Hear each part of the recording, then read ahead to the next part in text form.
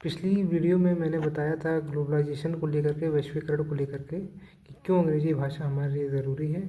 जिसके लिए मैंने अंतर्राष्ट्रीय संबंधों के कारण अंग्रेज़ी पर जोर दिया था कि एक देश का दूसरे देश के साथ अगर हमें संबंध स्थापित करने हैं तो अंतर्राष्ट्रीय स्तर पर भी हमें अंग्रेज़ी भाषा की आवश्यकता पड़ती है।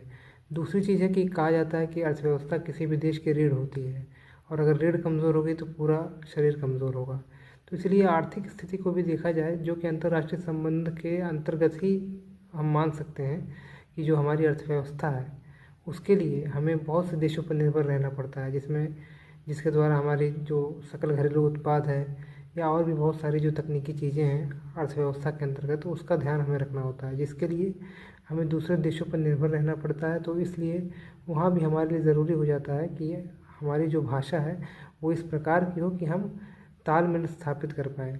हालांकि सरकार की अगर बात करें तो सरकार के जो भी एम्बेसडर होते हैं, जो वहाँ पे होते हैं, या अगर कोई एक देश का कोई राष्ट्रपति या प्रधानमंत्री दूसरे देश में दौरे पे जाता है संबंधों के बात को लेने के लिए, तो वहाँ पे उनको एक अनुवादक दिया जाता है। लेकिन जितनी अच्छी तरह से हम अपने भावनाओं को अपनी खुद की भाषा में व्यक्त कर सकते हैं, उतनी अच्छी तरह से अनुवादक के तौर पे नहीं व्यक्त कर सकते हैं।